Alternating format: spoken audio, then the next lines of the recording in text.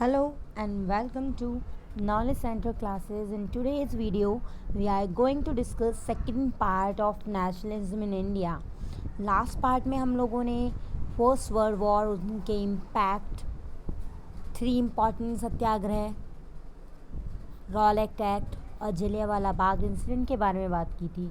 In this video we are going to discuss Khilafat movement, non cooperation movement, different strand with movement in town and countryside, slowing down of the non-cooperation movement, किस तरीके से धीमा पड़ा ये, स्वराज किस तरीके से प्लांटेशन, असम के जो प्लांटर्स थे, टी प्लांटर्स, वहाँ पे किस तरीके से स्वराज की डिमांड हुई, चौरी चौरा इंसिडेंट का क्या रिजल्ट हुआ, कैसे हुआ ये, और इसके साथ साथ सिविल डिसओबीडियंस मूवमेंट की तरह हम किस तरीके से बढ़े. इन सभी टॉपिक्स के बारे में हम डिस्कस करने वाले हैं डिटेल में. So let's start the video. First topic is Khilafat movement. As you know that Jallianwala Bagh incident के बाद लोगों के अंदर गुस्सा काफ़ी बढ़ चुका था और महात्मा गांधी इस बात से परेशान भी थे. Then he felt that it was a time to launch a more broad based movement in India. उन्हें लगने लगा था कि एक बड़े लेवल पे एक मूवमेंट होना चाहिए. बट उन्हें प्रॉब्लम क्या थी कि हिंदू मुस्लिम यूनिटी इंडिया में उस वक्त पे बिल्कुल नहीं थी, क्योंकि इंटरनल कॉन्फ्लिक्ट्स थे, उनके आंतरिक मतभेद इतने चल रहे थे. लेकिन उसी वक्त पे एक खिलाफत मूवमेंट चल रहा था मुस्लिम कम्युनिटी के थ्रू. ठीक है, ये अब पहले हम इस खिलाफत मूवमेंट के बारे में पढ़ लेते हैं. Let's see what is Khilafat movement. क्या था ये, क्यों स्टार्ट किया था, इसके पीछे मोटिव क्या था. आपको पता होगा फर्स्ट वर्ल्ड वॉर जब एंड हुआ था तो उसमें डिफीट हारा था ऑटोमन टर्की, ऑटोमन एम्पायर. और ऑटोमन एम्पायर के जो एम्परर थे, जो इस्लामिक वर्ल्ड में जिन्हें खलीफा बोलते हैं, अब उनकी हार हुई थी. तो खलीफा के साथ अलग तरीके से और गलत तरीके से बिहेव किया जा रहा था. तो उनको सपोर्ट करने के लिए वर्ल्ड वाइड मुस्लिम्स ने कमेटी फॉर्म की थी. उनको डिफेंड करने के लिए खिलाफत मूवमेंट स्टार्ट किया था. ठीक है, और इसीलिए फिर खिलाफत कमेटी, इसी आगे सीरीज़ में चलते हुए खिलाफत कमेटी बनाई गई बॉम्बे में 1919 में. ठीक है, अब यहाँ पे बात करेंगे. आपको रीज़न तो पता चल गया किस तरीके से खिलाफत मूवमेंट स्टार्ट हुआ था.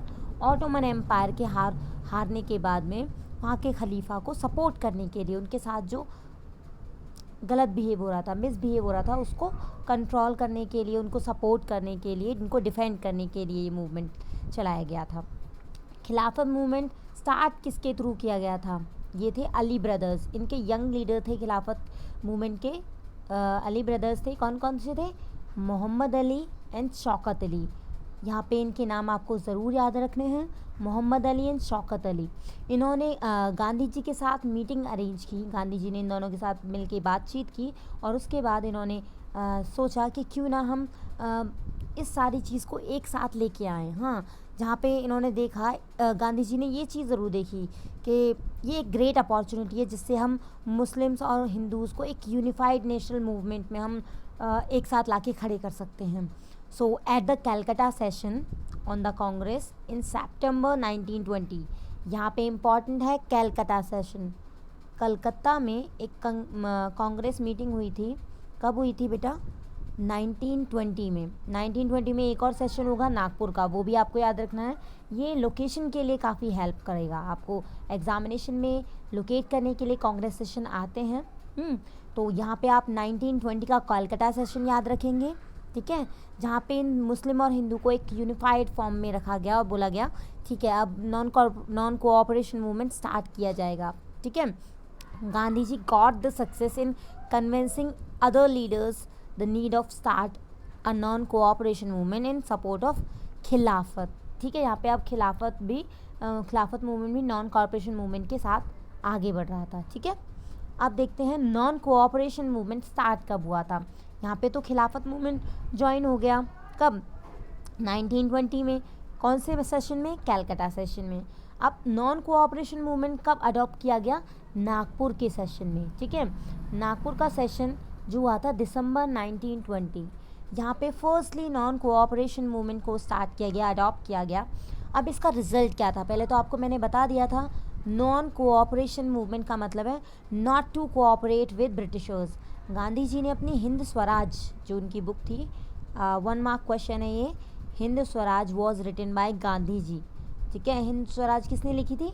महात्मा गांधी ने लिखी थी। ठीक है, अब हिंद स्वराज में उन्होंने बोला है, क्या बोला है कि अगर ब्रिटिशर्स का जो शासन था हमारे यहाँ एस्टैब्लिश ही नहीं होता, स्थापित ही नहीं होता, अगर इंडियंस कोऑपरेट ही नहीं करते। Without cooperation of Indians British rule was not possible. ठीक है, लेकिन हम लोगों ने कोऑपरेट किया, इसीलिए तो ये लोग हम पे शासन कर पाए हैं। तो इसीलिए इन्होंने वर्ल्ड वाइड मूवमेंट का नाम क्या रखा? नॉन कोऑपरेशन मूवमेंट, जहाँ पे कोई भी इंडियन सिटीज़न कोऑपरेट नहीं करेगा किसी भी ब्रिटिश इंस्टीट्यूशन या उनके ऑफिसर्स या उनसे रिलेटेड किसी भी एक्टिविटी को। ठीक है, ये 1920 में दिसंबर नागपुर सेशन में अडॉप्ट कर लिया गया। इसके थ्रू क्या किया गया, क्या क्या इफ़ेक्ट्स हुए नॉन कॉरपोरेशन मूवमेंट के हमारी इकोनॉमी में? जितने भी फॉरेन गुड्स थे, विदेशी सामान, उनका बॉयकॉट कर दिया गया। बॉयकॉट मीन्स क्या होता है? बहिष्कार, उनको यूज़ ही नहीं किया जाएगा। लिक्विड शॉप्स, जो शराब की दुकानें हैं, वो बंद कर दी गई। फॉरेन क्लोथ्स, उनको जला दिया गया। उनको जला के लोगों को अवेयर करने के लिए उन्हें जलाया जाता था और उनको बॉयकॉट कर दिया गया, यूज़ ही नहीं किया जाने लगा। जितना भी फॉरेन क्लोथ्स का इम्पोर्ट था, मतलब हम लोग जितना मंगाते थे, वो लगभग आधा हो चुका था 1920 और 21 तक। ठीक है, जिससे क्या हुआ, उनकी जो इकोनॉमी थी, उनका जो प्रॉफिट था, जो इंडिया से उन्हें हो रहा था ब्रिटिशर्स को, 102 करोड़ से 57 करोड़ तक आ गया था। तो जितने भी मर्चेंट्स थे और ट्रेडर्स थे, साथ में उन्होंने फॉरेन गुड्स को लेना मना कर दिया, उन्होंने उन्हें बेचना बंद कर दिया। अब लोगों ने, इंडियंस ने उन्हें कपड़ों को, उनकी चीज़ों को पहनना बंद कर दिया। ठीक है, जो प्रोडक्शन हुआ था, अब ये सारी चीज़ें तो बंद हो गई। अब हमारे यहाँ पे इंडियन गुड्स, खादी और हैंड वुवन थिंग्स को ज़्यादा प्रेफर किया जाने लगा। ठीक है, अब हम यहाँ पे आगे देखने वाले। इसके साथ साथ ये boycott of goods and liquid shops were picked. इनके अलावा क्या क्या हुआ? Boycott of the titles, surrender कर दिए गए। जितने भी अवार्ड्स थे, टाइटल्स थे, उनको सरेंडर कर दिया गया, वो लौटा दिए गए। इसके अलावा civil services, army, police, court, legislative council, schools और फॉरेन गुड्स, इन सभी का बॉयकॉट कर दिया गया। सभी ने इन चीज़ों को यूज़ करने से मना कर दिया था। ठीक है, ये तो आपको अब पता चल गया। अब यहाँ पे हम बात करेंगे नॉन कोऑपरेशन मूवमेंट के बाद कौन कौन से डिफरेंट स्ट्रेंड्स लिए गए, या किस तरीके से टाउन में और कंट्री साइड में ये नॉन कोऑपरेशन मूवमेंट फैला था और उसके क्या रिजल्ट रहे। How did the movement unfold and who participated in it, किन किन लोगों ने इसमें पार्टिसिपेट किया। Okay, so let's start the topic with the different slide. यहाँ पे आप देखेंगे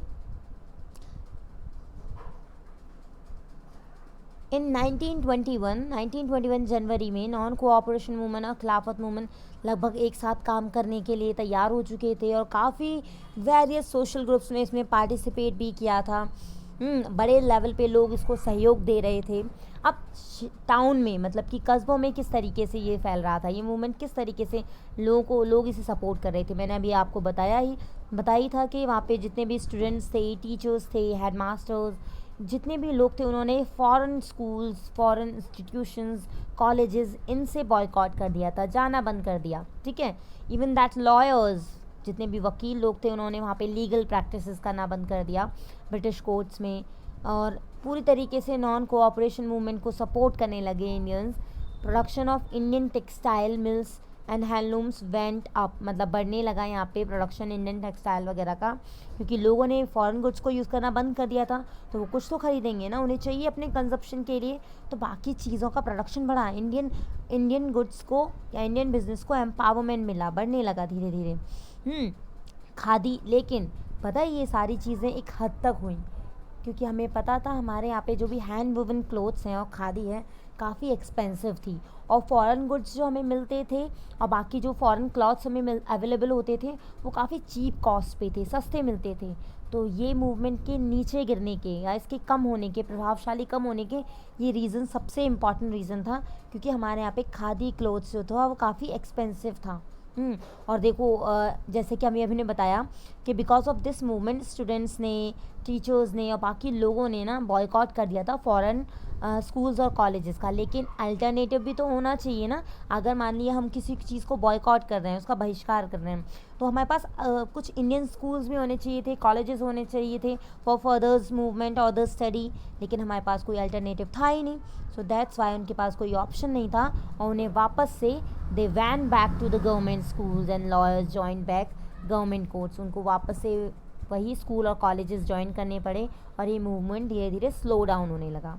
ठीक है, कंट्री साइड में देख लेते हैं किस तरीके से विद्रोह आगे बढ़ रहा था, रिबेलियंस किस तरीके से आगे बढ़ रहे थे, उनके बारे में देखते हैं। यहाँ पे आपने खादी मूवमेंट और खादी क्लोथ के बारे में भी देख लिया। काफ़ी एक्सपेंसिव था, इसीलिए लोग अफोर्ड नहीं कर पा रहे थे और फिर वापस से वो मूव कर गए किसके तरफ, फॉरेन गुड्स और फॉरेन क्लॉथ को यूज़ करने के लिए। ठीक है, कंट्री साइड में रिबेलियन में क्या था, आपने यहाँ पे देखा होगा नॉन कोऑपरेशन जिस तरीके से शहरी एरियाज़ में और वहाँ के पीसेंट्स और ट्राइबल कम्युनिटीज़ में बढ़ रहा था इंडिया के अलग अलग पार्ट्स में। तो वहाँ पे क्या हो रहा था, ये ज़्यादातर पता है वहाँ पे किन लोगों के लिए हो रहा था, ये तालुकादार और जो लैंडलॉर्ड्स थे, ये ज़मींदार लोग जो होते हैं। क्यों हो रहा था कंट्री साइड में सबसे ज़्यादा इसकी डिमांड या किस तरीके से फैल रहा था, क्योंकि तालुकादार और जो लैंडलॉर्ड्स हुआ करते थे ना, वो हाई रेंट लेते थे वहाँ के लेबरर्स, वहाँ के पीसेंट्स से। ठीक है, और बाकी सारे डिमांड करते थे। इवन अगर वो टैक्स नहीं दे पाते थे तो उनसे क्या करते थे, बेगार विदाउट वेजेस उनसे काम कराना, बिना किसी सैलरी के उनसे काम कराना। इसके साथ साथ क्या होता था, ठीक है, तो बॉयकॉट कर दिया गया। कैसे, अब वो लोग बेगार कराते थे तो सोशल बॉयकॉट कर दिया गया बाय द पीसेंट्स उन्होंने और बाय द रूरल पीपल। क्या बात हुई यहाँ पे, उन्होंने क्या किया, उन्होंने एक मूवमेंट चलाया। They demanded reduction in revenue and abolition of begar. उन्होंने मना कर दिया और उन्होंने सोशल बॉयकॉट कर दिया, जैसे कि नाई, धोबी और दास जो लोग होते थे, उन्होंने इन तरीके से लैंडलॉर्ड्स और बाकी और तालुकादार को ये सारी सर्विसेज देना बंद कर दिया। ठीक है, अब इसी के साथ साथ बात हुई 1920 जून की, जहाँ पे अब जवाहरलाल नेहरू ने घूमना शुरू किया। वो जानना चाहते थे कि क्या क्या प्रॉब्लम्स हैं गांव में और आसपास के एरियाज़ में। तो वो जब गए अवध और अवध के गांव की तरफ, तो उन्होंने देखा कि वहाँ पे काफ़ी प्रॉब्लम्स थी लोगों के साथ। तो उसके बाद उन्होंने वहाँ पे अवध किसान सभा फॉर्म की बाय द हेल्प ऑफ बाबा रामचंद्र। यहाँ पे आप इनका नाम याद रखेंगे, रामचंद्र। ठीक है, बाबा रामचंद्र के साथ इन्होंने मीटिंग अरेंज की और वहाँ पे इन्होंने अवध किसान सभा ये फॉर्म की। ठीक है, इसकी स्थापना की और एक ही महीने में इतना अच्छा रिस्पांस मिला कि अवध किसान सभा की 300 ब्रांचेस पूरे इंडिया में वहाँ पे आसपास के एरियाज़ में बन चुकी थी, सेटअप हो चुकी थी। और 1921 में पीसेंट मूवमेंट इतना अच्छे से फैल चुका था कि जो तालुकादार थे और मर्चेंट्स थे वो इस चीज़ को काफ़ी सीरियसली ले रहे थे। लेकिन यहाँ पे ये जो मूवमेंट था ये थोड़ा सा वॉयलेंस नेचर में चेंज हो चुका था, वॉयलेंट बन चुका था, क्योंकि जो यहाँ पे जो अटैक रिबेलियंस थे, जितने भी रिवॉल्ट कर रहे थे उसमें पार्टिसिपेंट्स थे, उन्होंने धीरे धीरे अटैक करना शुरू कर दिया बाज़ार पे, मनी लैंडर्स पे, तालुकादार पे। उन्हें लूटने लगे, वहाँ से अनाज वगैरह के गोदाम लूटने लगे, उनके घरों को लूटने लगे। ठीक है, अब यहाँ पे आप थर्ड पॉइंट में पता है ट्राइबल कम्युनिटीज़ से रिलेटेड रूलर्स वगैरह के बारे में देखेंगे।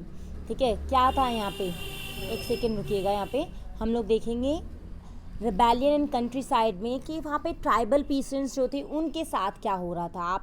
आपको पता होगा यहाँ पे जो ट्राइबल पीसेंट्स थे वो महात्मा गांधी से काफ़ी इंस्पायर थे, जिनमें एक थे अल्लूरी सीतारमन। रिमेंबर अल्लूरी सीतारमन। ठीक है, इनका नाम आप याद रखिएगा वापस से। ठीक है, अल्लूरी सीतारमन। ठीक है, यहाँ पे मैं नोट कर लीजिएगा, Alluri Sitaraman. The tribal peasant interpreted the message of Mahatma Gandhi, लेकिन उन्होंने गलत तरीके से लिया। वो महात्मा गांधी से काफ़ी इंस्पायर थे, लेकिन 1920 में उन्हें जब लगा कि महात्मा गांधी इस तरीके से नॉन कोऑपरेशन मूवमेंट स्टार्ट किया है, तो वो काफ़ी उसकी सराहना करते थे कि हाँ ये हमारे देश में कुछ चेंज ला सकते हैं महात्मा गांधी। लेकिन उन्होंने एक अलग सेंस में ले लिया था इस चीज़ को, क्योंकि आपको पता है महात्मा गांधी जो थे वो तो ये चाहते थे कि जो भी हमारे यहाँ चेंज आता है वो नॉन कोऑपरेशन मूवमेंट में हम लोग विदाउट वायलेंस के साथ कोई भी चीज़ हासिल कर सकते हैं इन लोगों को। लेकिन अलूरी सीतारमन की अलग ही चीज़ें थी। पहले तो आपको ये पता होना चाहिए, अलूरी सीतारमन ने अपने आप को पता है ट्राइबल पीसेंट्स का लीडर डिक्लेयर कर रखा था। ये क्या कहते थे, he had a variety of special powers. उनके पास भगवान ने अलग ही स्पेशल पावर्स दी हैं। तो आइए आप अपनी प्रॉब्लम्स को लेके आइए ट्राइबल पीपल, जो ट्राइब्स थे उनसे, ट्राइबल पीसेंट्स से वो ये बोलते थे आइए हम आपकी परेशानियों को दूर कर सकते हैं। तो लेकिन इनका मानना अलग था। He formally believe that India could liberated only by the use of force, है ना, नॉट नॉन वायलेंस। ये वायलेंस के साथ हमेशा आगे बढ़ना चाह रहे थे। तो इन्होंने पता है क्या किया, गुरिल्ला मूवमेंट स्टार्ट कर दिया। गुरिल्ला मतलब अगर कोई आपसे, ये स्प्रेड किया इन्होंने गोदाम हिल से आंध्र प्रदेश की, ठीक है।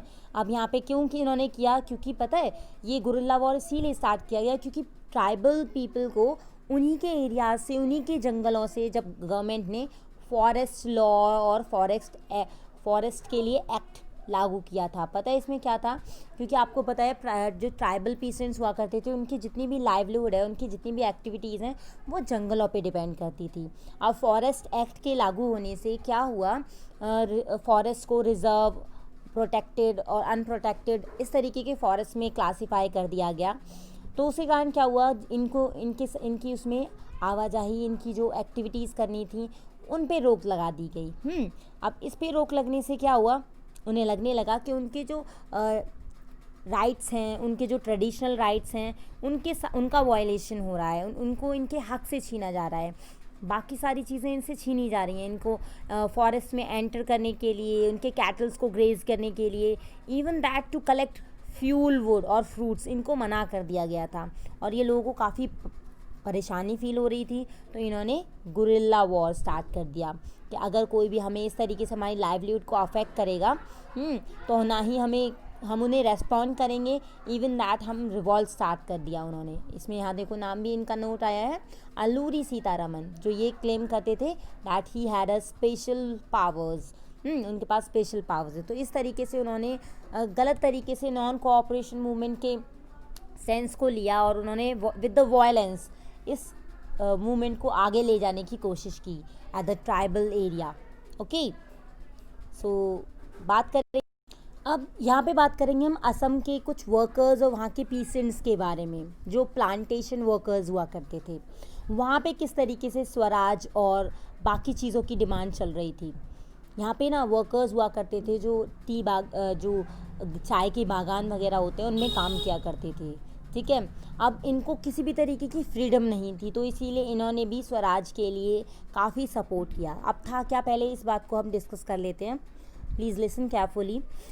For plantation workers in Assam freedom meant right to move freely. उनके लिए आज़ादी का मतलब क्या था, जिससे कि वो आज़ादी से, बड़ी ही स्वतंत्रता के साथ इधर से उधर घूम सकते हों, इवन जहाँ से वो हैं, जहाँ से वो बिलोंग करते हैं, जिस गांव से, वहाँ आ जा सके, वहाँ से संबंध रख सकें।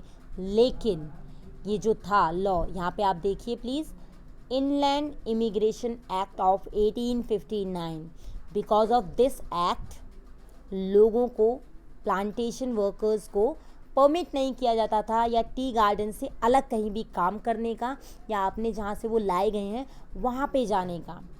लेकिन जब उन्होंने when they heard of non cooperation movement, लेकिन जब प्लांटेशन वर्कर्स ने असहयोग आंदोलन के बारे में सुना तो वहाँ पे हज़ारों वर्कर्स ने प्लांटेशन के काम को और बाकी सबको मना कर दिया। और फिर उन्होंने वहाँ से निकल के जाने की ठान ली कि हम लोग यहाँ से इन सारे कामों को छोड़ के जाएंगे, क्योंकि वो चाहते थे, वो उन्हें विश्वास हो गया था that they believe that Gandhi Raj was coming and everyone would be given land in their own villages, है ना। अब उन्होंने क्या किया, विदाउट परमिशन उन्होंने काम वाम छोड़ा और निकल के चल दिए, लेकिन ultimately they were caught by the police and brutally beaten up. उन्हें पकड़ लिया गया और उन्हें बहुत पीटा गया। क्यों, पता है, इस वक्त जब वो भागने की कोशिश कर रहे थे वहाँ पे, तो वहाँ पे रेलवे और स्टीमर्स की स्ट्राइक चल रही थी, तो इस कारण वो लोग पकड़े गए और ये उनके लिए बैड लक था। और फिर वापस से उन्हें उसी काम में लगा दिया गया। अब हम यहाँ पे देखेंगे, हमने यहाँ पे इतने सारे मूवमेंट हमने देखे टाउन में, कंट्री साइड में, असम में जो प्लांटेशन वर्कर्स थे उनके साथ किस तरीके से उन्होंने इसको सपोर्ट करने की कोशिश की, लेकिन चाहे वो फेल रहा, लेकिन लोगों ने काफ़ी सपोर्ट किया नॉन कोऑपरेशन मूवमेंट को। सपोर्ट करने के साथ साथ लेकिन इसका जल्दी ही स्लो डाउन हो गया, ये नीचे गिरने लगा, असहयोग आंदोलन काफ़ी धीमा पड़ गया। क्यों? क्योंकि शहरों में इसको सपोर्ट नहीं किया गया और बाकी जगह पे भी ये धीरे धीरे दबा दिया गया। क्यों? आपको पता है इसके रीज़न, खादी क्लॉथ, क्योंकि फॉरेन गुड्स और जो चीज़ें थी वो काफ़ी एक्सपेंसिव नहीं हुआ करती थी, वो काफ़ी चीप रेट पे अवेलेबल थी। और खादी जो थी, फॉरेन गुड्स चीप थी और खादी जो थी वो एक्सपेंसिव थी, काफ़ी महंगी थी। अब लोग अफोर्ड नहीं कर पा रहे थे इतना, तो इसीलिए उन्हें वापस से फॉरेन गुड्स को कंज्यूम करना स्टार्ट करना पड़ा। इसके फेलियर का ये सबसे मेजर रीज़न था। अब सेकंड था, आपको बताया मैंने, हमारे जितने भी स्टूडेंट्स और बाकी और जो इंस्टीट्यूशनल फॉरेन इंस्टीट्यूशंस में काम किया करते थे, लॉयर्स और ऑफिसर्स, तो उन्होंने मना कर दिया था, लेकिन उनके पास कोई अल्टरनेटिव नहीं था, कि उनके पास कोई इंडियन इंस्टीट्यूट नहीं थी जहाँ पे वो पढ़ सकें या वो काम कर सकें। इसीलिए उन्हें वापस वहीं पे जाके उन्हें पढ़ना पड़ा और ज्वाइन करना पड़ा अपने काम को। और स्टूडेंट्स और टीचर्स भी वापस लौट गए, लॉयर्स ने भी अपने काम वापस से गवर्नमेंट कोर्ट्स को ज्वाइन कर लिया। तो these are the reason for slowing down of non cooperation movement in the cities. Okay, अच्छा लिसन, अभी हमने देखो 1919 रॉलेट एक्ट, जलियांवाला बाग, और अब 20 में नॉन कोऑपरेशन मूवमेंट प्लस 21 तक खिलाफत मूवमेंट भी उसके साथ जुड़ गया। ठीक है, लेकिन अब हम बात करने वाले हैं 1922 की। 1922 देखिए, अब हम लोग बिल्कुल सीरीज से चल रहे हैं, है ना। आपने देखा होगा लास्ट वीडियो से, अगर आप इस वीडियो को कनेक्ट करेंगे तो हम सीरीज से चल रहे हैं। तो 1921 फैब में गांधी जी ने सोचा विड्रॉ करने के बारे में नॉन कोऑपरेशन मूवमेंट को। पता है क्यों? क्योंकि उन्हें लगने लगा था कि जो इंडियंस हैं वो वायलेंस का यूज़ कर रहे हैं। इसका इमीडिएट कॉज क्या था विड्रॉल करने का? चौरी चौरा इंसिडेंट, है ना। चौरी चौरा कहाँ पे है बेटा? ये गोरखपुर के पास है, यूपी में। ठीक है, अब देखते हैं यहाँ पे क्या बात की गई है। इन फरवरी 1922, फरवरी 1922 में गांधी जी ने डिसाइड किया कि यहाँ पे आप वो क्या करेंगे, इसको विड्रॉ कर लेंगे। पता है क्यों? इसका रीज़न देखिए, इसके पीछे की स्टोरी देख लीजिए। हुआ क्या था, जब बहुत सारे लोग एक बार चौरी चौरा जगह पे प्रोटेस्ट कर रहे थे, पीसफुल डेमोन्स्ट्रेशन चल रहा था बाज़ार में, लेकिन अचानक ही एक वायलेंट क्लैश के रूप में बदल गया, क्योंकि वहाँ पे पुलिस वाले आ गए और उन्होंने गोली चलानी शुरू कर दी उस पीसफुल डेमोन्स्ट्रेशन पे। वहाँ पे जो लोग थे जो प्रोटेस्ट कर रहे थे वो काफ़ी शांतिपूर्वक कर रहे थे, लेकिन जब अगर आप सामने से गोली चलाओगे तो वो लोग तो गुस्सा करेंगे ही, है ना। तब उन्हें लगने लगा कि ये तो हमें देखो मारने की कोशिश कर रहे हैं, तो उन्हें उल्टा उन्होंने इनके खिलाफ जैसे हमने बताया according to the Newton third law, every action has an opposite reaction. Opposite reaction ज़रूर होता है वहाँ पे। तो लोगों ने क्या किया, उन पे उल्टा अटैक करना शुरू किया और वहाँ पे एक पुलिस स्टेशन था, उसमें आग लगा दी। आग लगाने के बाद वहाँ पे 3 सिविलियंस और 22 पुलिस वाले जल के मर गए। अब इस चीज़ को देख के गांधी जी ने सोचा that he felt that the movement was turning violent in many places, कि अब ये तो नहीं, चौरी चौरा के अलावा और भी ऐसी जगह हैं जहाँ पे जो लोगों का गुस्सा है ये वायलेंस में बदलने लगा है, लोग अटैक करने लगे थे। इन्होंने जैसे देखा कि चौरी चौरा में अटैक किया गया था, पुलिस स्टेशन पे आग लगा दी गई। ठीक है, उत्तर प्रदेश में ही तो आपको पता ही है कहाँ पे, गोरखपुर के पास है चौरी चौरा। तो ये एक मेजर रीज़न बना, उन्होंने सोच लिया चलो अब इसे विड्रॉ कर लेते हैं। जब गांधी जी ने ये सारी न्यूज़ सुनी तो उन्होंने नॉन कॉरपोरेशन मूवमेंट को कॉल ऑफ कर दिया, बंद कर दिया, है ना। इन 1922 उन्होंने पूरी तरीके से मना कर दिया कि कोई भी अब मास स्ट्रगल आगे से नहीं चलेगा। ओके, अब नॉन कोऑपरेशन मूवमेंट तो 1922 में बंद कर दिया गया था बाय गांधी जी, विड्रॉल कर लिया गया था। ठीक है, क्योंकि उन्हें लगा कि ये हिंसा की तरफ बढ़ रहा है, it was turning violent. Okay, but यहाँ पे कुछ ऐसे भी लीडर्स थे जिन्होंने इलेक्शन में, जो प्रोविंशियल काउंसिल के इलेक्शन थे उनमें पार्टिसिपेट किया और वहाँ पे स्वराज पार्टी फॉर्म की गई by CR Das and Motilal Nehru. इनके नाम आप याद रखिएगा, बाय CR दास और मोतीलाल नेहरू।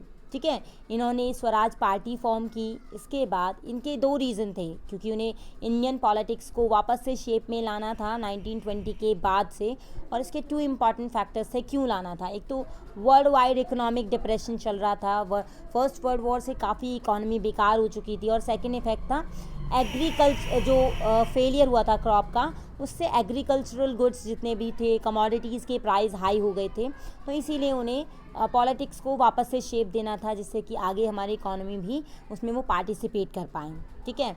तो इसके साथ साथ then the new Tory government in Britain constituted a statutory commission under Sir John Simon। आपने साइमन कमीशन के बारे में सुना होगा। 1928 में 1928 में साइमन कमीशन भारत आया। लोगों ने गो बैक साइमन के साथ जब वो आ रहा था तो उसका कहते हैं ना वेलकम किया, वहाँ पे इंडिया में प्रोटेस्ट किया इसको। यहाँ पे जब भी ये आ रहा था तो इसके लिए खिलाफ प्रोटेस्ट किया गया गो बैक साइमन के साथ में, ठीक है। और जितनी भी पार्टीज़ थी कांग्रेस की, all parties including the Congress and the Muslim league participated in the demonstration, सभी ने इसमें पार्टिसिपेट किया, ठीक है। इसके अलावा हुआ क्या, 1929 की बात करते हैं। आप देखो 28 में हमने देख लिया साइमन कमीशन आया, क्यों, क्योंकि यहाँ पे वो सोच रहे थे अभी जितने सारे रिवॉल्ट हुए हैं उनमें कुछ उनको रोकने के लिए और हमारे इंडियन कॉन्स्टिट्यूशन में अकॉर्डिंग टू ब्रिटिशर्स कुछ सुधार की ज़रूरत है, तो इसीलिए उन्होंने साइमन को भारत बुलाया कि आप यहाँ पे कुछ हमें सजेशन दीजिए कि हम क्या क्या कॉन्स्टिट्यूशनल सिस्टम में हम चेंजेस कर सकते हैं। तो लेकिन इंडियन जितनी भी पार्टीज़ थी उन्होंने इसको मना कर दिया, उन्होंने डेमोन्स्ट्रेशन में पार्टिसिपेट किया, ठीक है, इसके खिलाफ खड़े हो गए और गो बैक साइमन के नारे लगाते हुए उन्होंने इसका विरोध किया। अब 1929 पे चलते हैं। 1929 में जवाहरलाल नेहरू की प्रेसिडेंसी में एक और सेशन हुआ, लाहौर सेशन। देखो अभी हमने ये 3rd सेशन के बारे में बात कर रहे हैं। एक बार हमने देखा 1920 का कौन सा सेशन, कैलकाटा सेशन, ठीक है, फर्स्टली, ओके। उसके बाद हमने क्या देखा था, 1920 का नागपुर सेशन। अब हम देख रहे हैं 1929 का लाहौर सेशन, ये भी 1920 में हुआ था नागपुर का, ठीक है, ठीक है। अब 1929 में देख रहे हैं जो कि दिसंबर में हुआ था। 1920 में कौन सा, लाहौर सेशन। यहाँ पे सबसे पहले पूर्ण स्वराज की डिमांड करते हुए हमारा फर्स्ट इंडिपेंडेंस डे सेलिब्रेट किया गया ऑन 26 जनवरी 1930, 1930 26 जनवरी को, ठीक है। इसीलिए हम लोग को इसी दिन हम लोगों ने अपना जो कॉन्स्टिट्यूशन था वो फॉर्म में आया था, इसीलिए हम उसको रिपब्लिक डे सेलिब्रेट करते हैं, इसी ऐतिहासिक दिन की महत्वपूर्णता को देखते हुए, ठीक है। क्योंकि 15 अगस्त को हम आज़ाद हो गए थे, तो इंडिपेंडेंस डे तो वो हो गया। तो इस इंडिपेंडेंस डे या 26 जनवरी जिस दिन हमने फर्स्ट अपना इंडिपेंडेंस डे सेलिब्रेट किया था, उसकी इम्पॉर्टेंस को देखते हुए हमारा जो कॉन्स्टिट्यूशन था, संविधान था, फिर 26 जनवरी को ही लागू किया गया था, ठीक है। क्योंकि ये तो बन के तैयार 26 नवंबर को ही हो गया था, 26 नवंबर 1949 को। तो इसे तब तक के लिए वेट क्यों किया, क्योंकि उन्हें इस दिन इसको फॉर्म में लाना था, ठीक है, ओके। हमने यहाँ पे बात कर ली अभी सारे मूवमेंट्स के बारे में।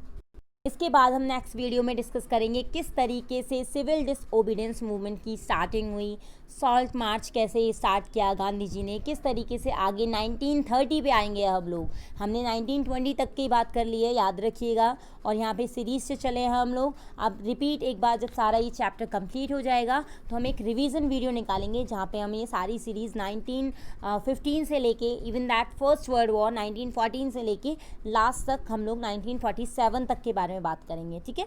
सो आज के लिए इतना ही। Thank you for watching the video. If you like this video, please share, subscribe it and like, okay? Thank you.